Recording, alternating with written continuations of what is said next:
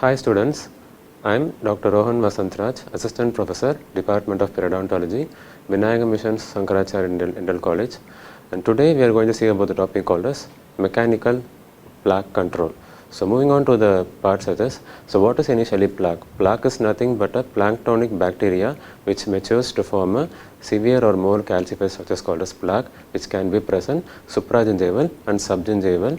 In due course of time, these kind of things will be causing a many disease condition. So moving on to the slides, initially the plaque will be forming an inflammatory reaction. In order to reduce inflammatory reaction, we must remove the plaque from the site so that the irreversible or gingivitis condition will be like moving on to the factors called as periodontitis that can be prevented and followed with a good clinical and observatory conditions. So initially the study was done by the Lowe and Selners in 1959 for the Americans or Sri Lankan tea workers. In the slide we can be seeing about the plaque control methodologies which can be classified as mechanical and chemical. The mechanical plaque will be going on to the factors called as toothbrushes and interdental aids, and chemical factors will be moving on to the mouthwashes, antibiotics and enzymes. According to 1956 Lowe and Selner study, a study was conducted by Sri Lankan tea workers. So this Sri Lankan tea workers has been allotted for two different groups, and in this group, one group has been doing on with the proper mechanical plaque control and others did not do so. So the person or the group A considered as a plaque control group and group B considered as a non-plaque control group. The plaque control group has a good results and non-plaque control group has a bad results. So in order to overcome these factors, mechanical plaque control must be done with the additional or substituent chemical factors and other to be considered. Mechanical plaque control has three major outlines. First, initially going on with the toothbrushes that can be normal hand-used toothbrushes or power toothbrushes, and dentrifiers, which is nothing but our toothpastes, and interdental cleaning aids such as dental floss, interdental brushes, and wooden or rubber tips. So toothbrushes initially has been invented at 1600 by the China or peoples of China, and later at 1857 H.N. Wadsworth patented the first American toothbrushes. And moving on to the factors such as like how is the toothbrush being classified. Initially the toothbrush has a head part and hand holding part called as toothbrush handle. The head part comprises of a bristles, and in this bristles we can see many variants such as artificial and natural. The artificial variant is made up of nylon and the natural variant is derived from the hog. So how can be it is used? According to the usage, it can be classified as manual, electrical and interdental, and types of handle can be classified into non-slip grip straight or flexible neck. And moving on to the shape of the head, there are like two variants such as tapered and rectangle, and style of bristles will be of rippled, flat and dome shaped, and bristle variant is maybe classified into five major variants such as soft, ultra soft, hard, medium. So bristles are, as I already mentioned regarding the variants of bristles, are natural or artificial. Whatever it may be, it must be comprised of 2 to 4 rows initially, uni-tufted or multi-tufted. Soft bristles are more flexible, clean beneath gingival margins and can reach farther proximal surfaces. And the short bristles has different diameters of bristles, either it is nylon or the hog. For short brushes, it will be around 0.2 millimeter, and medium brushes it will be around 0.3. 0.4 will be like categorized as hard bristles, and 0.075 millimeter is considered as ultra soft. Preferably, soft brushes are being advised for the patient on day-to-day purposes. If the patient is having sensitivity or other kind of gingival resistance, then you can be giving the patient with the ultra soft bristle brushes. So according to American Dental Association, there is a particular specification that must be followed by each and every manufacturer to manufacture toothbrushes. What are those? Initially, brush length. Brush length should be around 1 to 1.25 inches. Brush width should be around 5 by 16 to 3 by 8 inches. 2 to 4 rows will be comprised in the head of the toothbrushes, followed by 5 to 12 tufts per row, and surface area must be within 25.4 to 31.6 millimeter long. Followed by recommendations by dentists. As we all know, many people are going for a hard and medium or those kind of bristles, and they will be like brushing the single brush for more than 6 to 7 months. That will be like a problematic or a disadvantageous manner. So in order to maintain a proper oral hygiene, one must follow a golden standard rule of changing the brush for each and every 1 to 2 months, maximum 3 months, and using only ADA specified toothbrushes with the soft bristles and proper dentrifiers to maintain a proper oral hygiene. There is no need to brush vigorously or forcefully. if you are going to repeatedly going on with the motion of vigorous and forceful brushing, that might lead to the following conditions such as wedge-shaped cervical defect called as cervical aberrations and faulty traumatization of gums and ulcers, and factors such as interdental space exposure and embrasure exposure that will be leading to a food lodgement in upcoming days. So moving on to your toothbrush methods, what methods can be used to do proper hygiene maintenance? Initially the classification was given by Green JC at 1966. It has been classified into 5 major variants such as roll method, which is also called as modified Stillman technique, vibratory method, which is also called as Stillman's, Charters and Barr's technique as a combination technique, circular method has been given by the Phones, vertical method is given by Leonard, and horizontal method is given by Scrubs technique. So most probably each and everyone at our home will be using a Barr's technique. So what is Barr's technique? That is using a normal ADA specified tooth. What should be done? The short brush bristles should be parallel to the occlusal plane. At 45-degree angulation, the brush will be angulated towards your gum or the cervical margin of the teeth, and to and fro, back and forth motion should be given on the toothbrushes to dislodge the plaque. So the modification was been given later on days and has been classified as modified Barr's techniques, nothing but instead of a to and fro motion, cervical to incisal motion, that is up and down motion has been implemented, and further modification has been done in future days for brushing on inner surface, that is cervical, incisal and other surface of the tooth structures such as mesial and distal, covering your interproximal embrasures and proper cleaning on closer surface also. So what are the indications mainly to be considered as proper routine oral hygiene measures and intrasulcular cleansing? What are the advantages of this modified Barr's technique? Excellent sulcus cleaning can be achieved, good interproximal and gingival cleaning can be achieved, good gingival stimulation is seen, and drawback is proper dexterity and holding and angulation must be maintained throughout the toothbrush sessions. So moving on to the techniques such as modified Barr's technique followed by modified Stillman's technique. So as we all discussed previously, the Barr's technique we can see in this pictographic representation, the 45-degree angulation followed by to and fro motion, and the to and fro motion has been replaced by the cervical and incisal motion and followed by incisal, occlusal, mesial, distal and lingual sides to be cleansed properly. Next method is Stillman technique. Stillman technique is same as that of the Barr's technique, same angulation, same filaments can be used, but the thing is like the brush must be oriented halfway between sulcus and halfway to the tooth structures. So what are the indications mainly given to the patients having gingival recessions?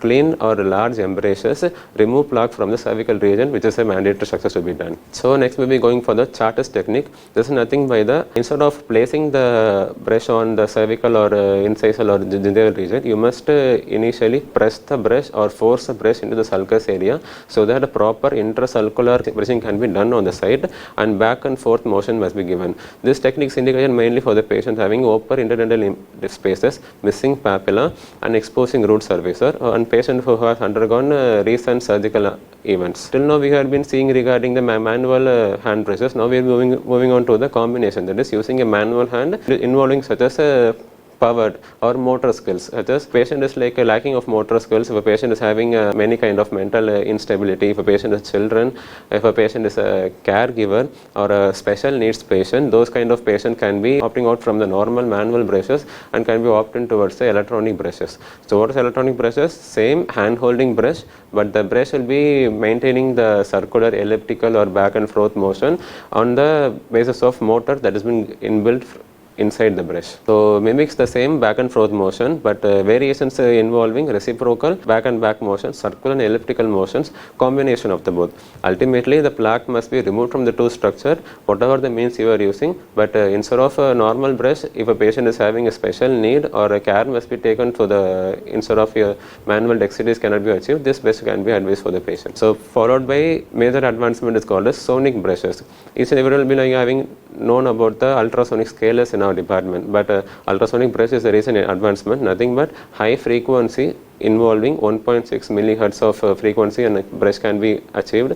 So instead of the frequency, the water flow can be achieved. The water flow creates a cavitation and a phenomenon of acoustic micro streaming. These two has a combined effect in stains and plaque removal. So instead of your dental visit, in upcoming days the ultrasonic or sonic powered brush has ability to remove the plaque from the tooth structure at home itself. So frequent visits of the dentist can be avoided by using a proper or advisable brush from the dentist. So moving on to the dentifrices. Till now, whether the instrument that has been used to clean the structures, and this dentifrice is nothing but a toothpaste that aids in the cleaning. This dentifrice has nothing but a toothpaste, or can be achieved in two major variants, that is in gel form and in cement form. So whatever the form it may be, they have a common composition that involves abrasive materials, detergents, thickeners, sweeteners, humectants, flavors and actives. So let us go in detail about what are these things. So abrasives are nothing but that can be used as an abrasive medium to wear off the tooth structures or remove the mechanical or plaque from the tooth structures. And detergent is nothing but it can be lowering your surface tension and penetrate and loosen the surface deposit and stains and emulsifies the debris for easy removal from the tooth structures, contributing to the foaming action. Here the main usage of 1.2% sodium lauryl sulfate has been used as a detergent in toothpastes. So upcoming is the polishing agents such as calcium carbonate, which is in the percentage of 20 to 40, and calcium pyrophosphate, bicalcium phosphate, and used as an active abrasive agent for cleaning and polishing the objectives. So moving on to the binders, 1.2% organic hydrophilic colloids, alginate, magnesium aluminum silicate, colloidal silica. This can be used to prevent the separation of solid from the liquid so that the paste maintains in a semi-solid structures. So furthermore, humectants, 20 to 40% of glycerin, sorbitol. This can be used to retain the moisture and hardening to exposure of the air to stabilize the preparation. And preservatives, here mainly used preservatives are alcohol and formaldehyde, dichlorinated phenols to prevent the bacterial growth. Sweeteners can be used for a patient's point of view in order to make the patient as a proper acceptance. Here 2 to 3% of sorbitol and sodium saccharin has been used, and flavoring agent has a, in order to mask the other ingredients chemical nature, the flavoring agent especially 1 to 15% of peppermint, cinnamon, menthol can be used so that a less pleasant flavor can be achieved. Therapeutic agent 1 to 2% fluoride for medical value, coloring agent in order for visualizing appealing 2 to 3% has been added, and water 20 to 40%, it is nothing but a main transport medium. Moving on to the interdental cleaning aids, apart from brush and paste, interproximal areas are not cleansed properly. That is the major harboring site for organisms and causes our gingivitis and upcoming diseases. So how can it be cleansed? So initially tooth floss has been used, and frequently there have been classified as unwaxed dental floss and waxed floss. So unwaxed and waxed, where it can be used, if the interproximal region has been wider, then unwaxed floss can be used so that it can be easily passed inside. If the interproximal is having a tight contact, then waxed can be used so that the waxing nature has a free movement between the two structures and can be passed between them. And powered floss, instead of a brush we have been using as powered brush, but instead of mechanical floss, recent days has been going for a powered floss, but mechanism is that same. Interproximal cleaning between the two structures or impression must be done using the floss also. So how can it be done? So mainly we will be using a method called a spool method, nothing but take a 20 to 25 centimeter long floss and hold the both the ends and create a knot initially.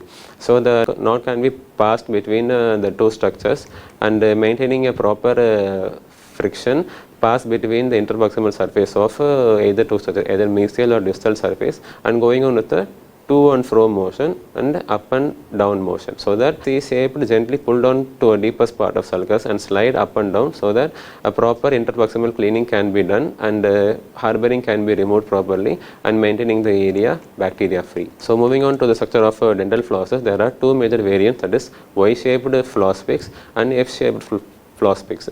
Y-shaped floss picks are mainly used for anteriors, and F is for posterior, where we cannot achieve a proper anterior and posterior section mainly. And moving on to the spool method, as I mentioned earlier, the spool method is the most widely used method. After introduction of Y and F floss, the spool method has been not used in upcoming days, so that proper intimation of methodology must be done prior to the advisory of floss by the patient or to the doctor, and initial to be done initially. So for the purpose to remove the plaque and food lodge between the teeth, for ideal plaque control, brushing should be supplemented with aids that assist in cleaning interproximal surfaces. So what are the internal brushes? Floss is mainly for narrow or tight contact, but interdental brushes or a tuft or a bristles kind of brush can be used for a wide interproximal surface or a large embracer where a proper interproximal cleaning must be achieved and harboring must be removed properly. So indication for proximal tooth surfaces, orthodontic appliances, fixed processes, periodontal splints and exposed class 4 initially. And there are maybe like single tufted and it has been used in one single use. It must not be used repeatedly. It must be disposed properly. And furthermore, going to this condition called as wood sticks, which has been like a old school methodology, but wood stick has a proper absorption of saliva and a proper cleaning aid. But recently, the wood has a wood pick that has been used nowadays as a sharp margin that has been causing the damage to sulcus and bleeding also. So preferably wood stick can be a secondary or tertiary methodology. Floss is the primary thing to be done. Moving on, internal tip, it is nothing but a normal plastic with a tip of rubber. The rubber tip has been inserted into the interproximal surfaces and stimulation of sulcus can be done for a proper healing after a surgery or a flap can be done. And what circumstances, what must be done? Initially, intact internal papilla, narrow space, dental floss must be used. Moderately papillary recession, slight open interdental space, dental floss, wood stick or small dental brush must be used. Complete loss of papilla, wide interdental space, interdental brush must be used. Wide embrasure spaces, diastemas, extractions, furcations or posterior surface of most of distal molar, root concavities or grooves, single tufted or unitufted gauze strip or interdental brush must be used. So as you mentioned, initially for tooth tight contact, brush and followed by an exposure of interproximal agent, you can go with unitufted, and a larger exposed area you can go for a normal or a unitufted brushes can be done. So these are my things to be done, and thank you for listening to the class.